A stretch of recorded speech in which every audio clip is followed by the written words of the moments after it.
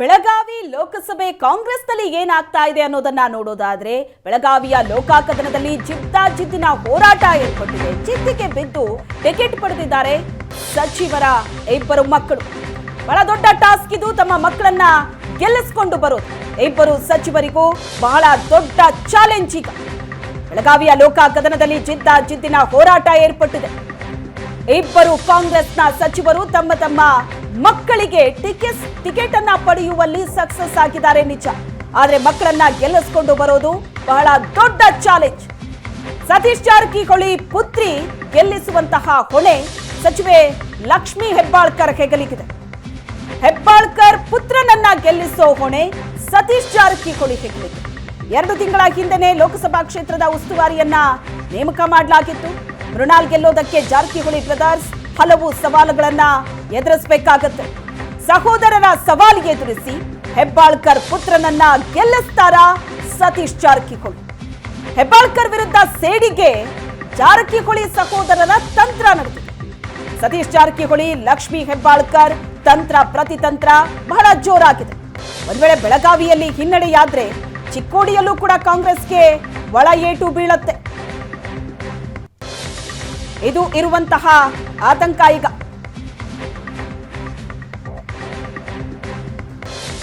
ಈ ಬಗ್ಗೆ ಹೆಚ್ಚಿನ ಡೀಟೇಲ್ಸ್ ಅನ್ನ ಕೊಡ್ತಾರೆ ನಮ್ಮ ಪ್ರತಿನಿಧಿ ಅನಿಲ್. ಈಗ ಸಂಪರ್ಕದಲ್ಲಿದ್ದಾರೆ. ಅನಿಲ್, ಬೆಳಗಾವಿ ಬಹಳ ಇಂಟ್ರೆಸ್ಟಿಂಗ್ ಆಗಿದೆ. ಈಗ ಬೆಳಗಾವಿ ಇಬ್ಬರು ಸಚಿವರೇನಿದ್ದಾರೆ ತಮ್ಮ ಮಕ್ಕಳಿಗೆ ಟಿಕೆಟ್ ಕೊಡಿಸುವಲ್ಲಿ ಸಕ್ಸಸ್ ಆಗಿದ್ದಾರೆ, ಆದ್ರೆ ಗೆಲ್ಲಿಸಿಕೊಂಡು ಬರೋದು ಇಬ್ಬರಿಗೂ ಕೂಡ ಬಹಳ ದೊಡ್ಡ ಚಾಲೆಂಜ್ ಆಗಿರೋದ್ರಿಂದ ಯಾವ ರೀತಿಯಾದಂತಹ ಪೈಪೋಟಿ ಇದೆ ಈಗ ಕ್ಷೇತ್ರದಲ್ಲಿ, ಯಾವ ರೀತಿಯಾದಂತಹ ಸವಾಲುಗಳು ಎದುರಾಗುತ್ತೆ?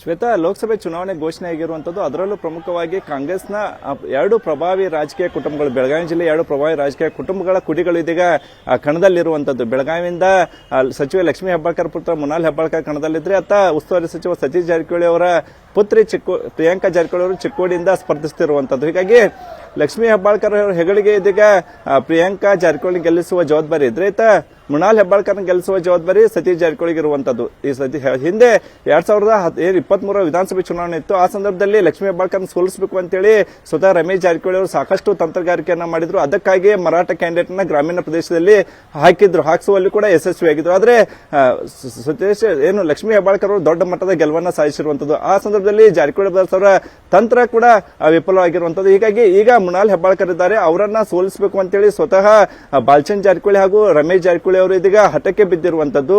ಇನ್ನೂ ಬಿಜೆಪಿ ಅಭ್ಯರ್ಥಿ ಘೋಷಣೆ ಆಗಿಲ್ಲ, ಆದ್ರೂ ಕೂಡ ಪ್ರಚಾರ ಸಭೆಗಳಲ್ಲಿ ಬಾಲಚಂದ್ರ ಜಾರಕಿಹೊಳಿ ಹಾಗೂ ರಮೇಶ್ ಜಾರಕಿಹೊಳಿ ಅವರು ಪಾಲ್ಗೊಳ್ತಿರುವಂತದ್ದು. ಹೀಗಾಗಿ ಈ ಇಬ್ಬರ ಸಹೋದರರ ತಂತ್ರಕ್ಕೆ ಪ್ರತಿತಂತ್ರ ರೂಪಿಸಿ ಮೃಣಾಲ್ ಹೆಬ್ಬಾಳ್ಕರ್ನ ಗೆಲ್ಲಿಸಬೇಕಾದಂತಹ ಜವಾಬ್ದಾರಿ ಈಗ ಸತೀಶ್ ಜಾರಕಿಹೊಳಿಗೆ ಇರುವಂತದ್ದು. ಮತ್ತೊಂದ್ರೆ ಲಕ್ಷ್ಮೀ ಹೆಬ್ಬಾಳ್ಕರ್ ಅವರು ಚಿಕ್ಕೋಡಿ ಉಸ್ತುವಾರಿ ಇರುವ ಕಾರಣಕ್ಕೆ ಪ್ರಿಯಾಂಕಾ ಜಾರಕಿಹೊಳಿ ಅವರನ್ನ ಗೆಲ್ಲಿಸಬೇಕಾಗುತ್ತೆ. ಹೀಗಾಗಿ ಅಲ್ಲಿ ಲಿಂಗಾಯತ ನಾಯಕರೇ ಪ್ರಮುಖವಾಗಿರುವಂತದ್ದು. ಅದರಲ್ಲೂ ಪ್ರಮುಖವಾಗಿ ಲಕ್ಷ್ಮಣ್ ಸವದಿ ಅವರಿದ್ದಾರೆ, ರಾಜು ಕಾಗೆ ಇದ್ದಾರೆ, ಗಣೇಶ್ ಹುಕ್ಕೇರಿ ಹಾಗೂ ಪ್ರಕಾಶ್ ಹುಕ್ಕೇರಿ. ಈ 4 ವಿಶ್ವಾಸಕ್ಕೆ ತಗೊಂಡ್ರೆ ಮಾತ್ರ ಅಲ್ಲಿ ಕಾಂಗ್ರೆಸ್ ಗೆಲುವು ನಿಶ್ಚಿತ ಅಂತೇಳಿ ಹೇಳಲಾಗ್ತದೆ. ಹೀಗಾಗಿ ಈ ಲಿಂಗಾಯತ ನಾಯಕಿಯಾಗಿರ್ತಕ್ಕಂಥ ಲಕ್ಷ್ಮೀ ಹೆಬ್ಬಾಳ್ಕರ್ ಅವರು ಆ 4 ವಿಶ್ವಾಸಕ್ಕೆ ತಗೊಂಡು ಪ್ರಿಯಾಂಕಾ ಜಾರಕಿಹೊಳಿ ಗೆಲ್ಲಿಸಬೇಕಾಗುತ್ತೆ. ಇಲ್ಲಿ ಏನಾದರೂ ಜಾರಕಿಹೊಳಿ ಬ್ರದರ್ಸ್ ಹೆಚ್ಚು ಕಡಿಮೆ ಮಾಡಿದ್ರೆ ಅಲ್ಲಿ ಚಿಕ್ಕೋಡಿಯಲ್ಲೂ ಕೂಡ ಕಾಂಗ್ರೆಸ್ ಸೋಲುವ ಭೀತಿ ಇರುವಂತದ್ದು. ಹೀಗಾಗಿ ಬೆಳಗಾವಿಯಲ್ಲಿ ಆಗ್ತಕ್ಕಂತಹ ಫಲಿತಾಂಶದ ಪರಿಣಾಮ ಚಿಕ್ಕೋಡಿ ಮೇಲೂ ಬೀಳೋದ್ರಿಂದ ಈಗ ಜಿದ್ದಿಗೆ ಬಿದ್ದು ಟಿಕೆಟ್ ತೆಗೆಸಿಕೊಂಡಿರ್ತಕ್ಕಂತಹ ಲಕ್ಷ್ಮೀ ಹೆಬ್ಬಾಳ್ಕರ್ ಹಾಗೂ ಸತೀಶ್ ಜಾರಕಿಹೊಳಿ ಈಗ ಇಬ್ಬರು ಮಕ್ಕಳನ್ನ ಗೆಲ್ಲಿಸುವಂತ ಅನಿವಾರ್ಯತೆ ಇರುವಂತದ್ದು. ಗೆಲ್ಲಿಸುವ ನಿಟ್ಟಿನಲ್ಲಿ ಈಗಾಗಲೇ ಕಾರ್ಯತಂತ್ರಗಳನ್ನ ಮಾಡ್ತಿರುವಂತದ್ದು.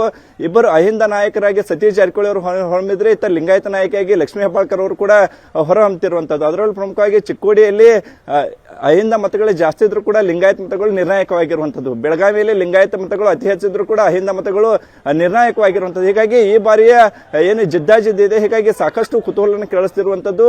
ಲಕ್ಷ್ಮೀ ಹೆಬ್ಬಾಳ್ಕರ್ ಪುತ್ರನ ಗೆಲ್ಲಿಸಬೇಕಾದ್ರೆ ಸತೀಶ್ ಜಾರಕಿಹೊಳಿ ಅವರು ಕೂಡ ಅಷ್ಟೇ ಸಾಕಷ್ಟು ಪ್ರಯತ್ನ ಮಾಡಬೇಕು. ಅಥವಾ ಪ್ರಿಯಾಂಕಾ ಜಾರಕಿಹೊಳಿ ಅವರು ಗೆಲ್ಲಬೇಕಾದ್ರೆ ಲಕ್ಷ್ಮೀ ಹೆಬ್ಬಾಳ್ಕರ್ ಕೂಡ ಅದೇ ರೀತಿಯ ಪ್ರಯತ್ನ ಮಾಡಿದಾಗ ಮಾತ್ರ 2 ಕ್ಷೇತ್ರಗಳಲ್ಲಿ ಕಾಂಗ್ರೆಸ್ ಗೆಲ್ಲಕ್ಕೆ ಸಾಧ್ಯ ಅನ್ನುವಂತಹ ಚರ್ಚೆಗಳು ಕೂಡ ಈಗ ಜಿಲ್ಲಾ ರಾಜಕಾರಣದಲ್ಲಿ ನಡೀತಿರುವಂತದ್ದು. ಶ್ವೇತಾ, ಓಕೆ, ಈಗ ಸತೀಶ್ ಜಾರಕಿಹೊಳಿ ಅವರ ಮಗಳನ್ನ ಗೆಲ್ಲಿಸ್ಕೊಂಡು ಬರಬೇಕು ಅಂತ ಅಂದ್ರೂ ಕೂಡ ಲಕ್ಷ್ಮೀ ಹೆಬ್ಬಾಳ್ಕರ್ಗೆ ಒಂದಷ್ಟು ಚಾಲೆಂಜ್ಗಳಿದೆ, ಸವಾಲುಗಳಿದೆ ನಿಜ. ಈ ಕಡೆ ಲಕ್ಷ್ಮೀ ಹೆಬ್ಬಾಳ್ಕರ್ ಅವರ ಮಗನನ್ನ ಗೆಲ್ಲಿಸ್ಕೊಂಡು ಬರಬೇಕು ಅಂದ್ರೂ ಕೂಡ ಸತೀಶ್ ಜಾರಕಿಹೊಳಿಗೆ ಒಂದಷ್ಟು ಟಾಸ್ಕ್ಗಳಿದೆ. ಈ ಪ್ರಯತ್ನಗಳು ಬಹಳ ಪಾರದರ್ಶಕವಾಗಿ ನಡೆಯುತ್ತಾ ಅಥವಾ ಅಲ್ಲೂ ಕೂಡ ಏನಾದರೂ ಒಳ ತಂತ್ರಗಳು ಏರ್ಪಡುತ್ತಾ, ಹೇಗೆ ಅಂತ? ಶ್ವೇತಾ, ನೀವು ಗಮನಿಸಬಹುದು, ಬೆಳಗಾವಿ ಜಿಲ್ಲಾ ರಾಜಕಾರಣ ಅಂದ್ರೆ ಅದು ಜಾರಕಿಹೊಳಿ ಬ್ರದರ್ಸ್ ವರ್ಸಸ್ ಅದರ್ಸ್ ಅನ್ನುವಂತಹ ಲೆಕ್ಕಾಚಾರ ಕಳೆದ 10 ವರ್ಷಗಳಿಂದ ಇರುವಂತದ್ದು. ಹೀಗಾಗಿ ಯಾವಾಗ ಈಗ ಕಳೆದ ವಿಧಾನಸಭೆ ಚುನಾವಣೆಯಲ್ಲಿ ಸತೀಶ್ ಜಾರಕಿಹೊಳಿ ಹಾಗೂ ಲಕ್ಷ್ಮೀ ಹೆಬ್ಬಾಳ್ಕರ್ ಕಾಂಬಿನೇಷನ್ ವರ್ಕೌಟ್ ಆಗಿತ್ತು. ಈ ಕಾರಣಕ್ಕೆ ದೊಡ್ಡ ಮಟ್ಟದ ಗೆಲುವು ಬೆಳಗಾವಿಯಲ್ಲಿ 11 ಕ್ಷೇತ್ರಗಳಲ್ಲಿ ಕಾಂಗ್ರೆಸ್ ಗೆಲುವು ಕೂಡ ಅದು ಅನುಕೂಲವಾಗಿತ್ತು. ಈಗ ಸ್ವತಃ ಪುತ್ರ ಹಾಗೂ ಪುತ್ರಿಯರೇ ಇದ್ದಾರೆ. ಸತೀಶ್ ಜಾರಕಿಹೊಳಿ ಪುತ್ರಿ ಆ ಕಡೆ ಚಿಕ್ಕೋಡಿ ಕಣದಲ್ಲಿದ್ರೆ, ಇತ್ತ ಹೆಬ್ಬಾಳ್ಕರ್ ಅವರ ಪುತ್ರ ಕಣದಲ್ಲಿದ್ದಾರೆ. ಹೀಗಾಗಿ ಮಕ್ಕಳನ್ನು ಗೆಲ್ಲಿಸಬೇಕಾದ್ರೆ ಕಳೆದ ವಿಧಾನಸಭೆ ಚುನಾವಣೆಯಲ್ಲಿ ಇಬ್ಬರು ನಾಯಕರು ಮಾಡಿರ್ತಕ್ಕಂಥ ತಂತ್ರಗಳನ್ನೇ ಈಗೂ ಕೂಡ ಮುಂದುವರ್ಸ್ಕೊಂಡು ಹೋಗಬೇಕು. ಅದರ ಜೊತೆಗೇನೆ ಬೆಳಗಾವಿ ಲೋಕಸಭಾ ಕ್ಷೇತ್ರ ವ್ಯಾಪ್ತಿಯಲ್ಲಿ ಬರ್ತಕ್ಕಂಥ ಗೋಕಾಕ್ ಹಾಗೂ ಅರ್ಬಾವಿ, ಇಲ್ಲಿ ಗೋಕಾಕಿಂದ ರಮೇಶ್ ಜಾರಕಿಹೊಳಿ ಸ್ಪರ್ಧೆ ಮಾಡಿದ್ರೆ ಅರ್ಬಾವಿಂದ ಬಾಲ್ಚಂದ್ ಜಾರಕಿಹೊಳಿ ಸ್ಪರ್ಧೆ ಮಾಡ್ತಿದ್ದಾರೆ. ಹೀಗಾಗಿ ಈ ಇಬ್ಬರ ನಾಯಕರ ತಂತ್ರವನ್ನ ಟ್ಯಾಕಲ್ ಮಾಡಕ್ಕೆ ಸತೀಶ್ ಜಾರಕಿಹೊಳಿ ಅವರು ಯಾವ ರೀತಿ ತಂತ್ರನ ರೂಪಿಸ್ತಾರೆ ಅನ್ನೋದು ಇಲ್ಲಿ ಮುಖ್ಯವಾಗುತ್ತೆ.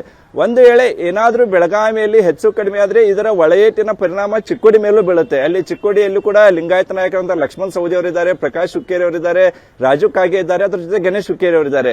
ಇಲ್ಲಿ ಹೆಚ್ಚು ಕಡಿಮೆ ಆದ್ರೆ ಅಲ್ಲೂ ಕೂಡ ಒಳಯೇಟಿನ ಭೀತಿ ಕಾಂಗ್ರೆಸ್ಗೆ ಇರುವ ಕಾರಣಕ್ಕೆ ಸತೀಶ್ ಜಾರಕಿಹೊಳಿ ಅವರು ಇಲ್ಲೂ ಕೂಡ ಮೃಣಾಲ್ ಹೆಬ್ಬಾಳ್ಕರ್ ಗೆಲುವಿಗೆ ಸಾಕಷ್ಟು ತಂತ್ರಗಳನ್ನ ರೂಪಿಸಬೇಕಾಗುತ್ತೆ, ಸಾಕಷ್ಟು ಪ್ರಯತ್ನವನ್ನ ಮಾಡಬೇಕಾಗುತ್ತೆ. ಅಂದಾಗ ಮಾತ್ರ ಚಿಕ್ಕೋಡಿಯಲ್ಲಿ ಕಾಂಗ್ರೆಸ್ಗೆ ಸುಲಭ ಆಗುತ್ತೆ. ಇಲ್ಲಾಂದ್ರೆ ಇಲ್ಲಿ ಬೆಳಗಾವಿಯಲ್ಲಿ ಏನಾದ್ರೂ ಹೆಚ್ಚು ಕಡಿಮೆ ಆದ್ರೂ ಚಿಕ್ಕೋಡಿಯ ಮೇಲೂ ಕೂಡ ಕಾಂಗ್ರೆಸ್ಗೆ ದೊಡ್ಡ ಹೊಡೆತ ಕೊಂಡುವ ಸಾಧ್ಯತೆ ಇದೆ. ಈ ಕಾರಣಕ್ಕೆ ಕಳೆದ ಒಂದು ವಾರದಿಂದ ಲಕ್ಷ್ಮೀ ಹೆಬ್ಬಾಳ್ಕರ್ ಹಾಗೂ ಸತೀಶ್ ಜಾರಕಿಹೊಳಿ ಅವರು ಒಟ್ಟಿಗೆ ಓಡಾಡ್ತಿದ್ದಾರೆ. ಬೆಳಗಾವಿಯಲ್ಲಿ ಕಾರ್ಯಕರ್ತರ ಸಮಾವೇಶ ಆದ್ರೂ ಕೂಡ ಇಬ್ರು ನಾಯಕರು ಓಡಾಡ್ತಿದ್ದಾರೆ. ಚಿಕ್ಕೋಡಿ ನಡೆದ್ರು ಕೂಡ ಇಬ್ರು ನಾಯಕರು ಓಡಾಡ್ತಿದ್ದಾರೆ. ಇಬ್ರು ನಾಯಕರು ಕೂಡ ಬೆಳಗಾವಿ ಜಿಲ್ಲಾ ರಾಜಕಾರಣದಲ್ಲಿ ಪ್ರಬಲರಾಗಿದ್ದಾರೆ, ಪ್ರಭಾವಿಗಳಿದ್ದಾರೆ. ಹೀಗಾಗಿ ಲಿಂಗಾಯತ ಮತಗಳನ್ನು ಸೆಳೆಯುವ ಶಕ್ತಿ ಹೆಬ್ಬಾಳ್ಕರ್ಗೆ ಇದ್ರೆ ಅಹಿಂದ ಮತಗಳನ್ನು ಸೆಳೆಯುವ ಶಕ್ತಿ ಸತೀಶ್ ಜಾರಕಿಹೊಳಿ ಇದೆ. ಹೀಗಾಗಿ ಅಹಿಂದ ಹಾಗೂ ಲಿಂಗಾಯತ್ ಮತಗಳನ್ನ ಕ್ರೋಢೀಕರಣ ಆದ್ರೆ ಮಾತ್ರ 2 ಕ್ಷೇತ್ರಗಳಲ್ಲಿ ಕಾಂಗ್ರೆಸ್ ಗೆಲ್ಲೋಕೆ ಸಾಧ್ಯ ಆಗುತ್ತೆ. Shweta, yes, thank you Anil.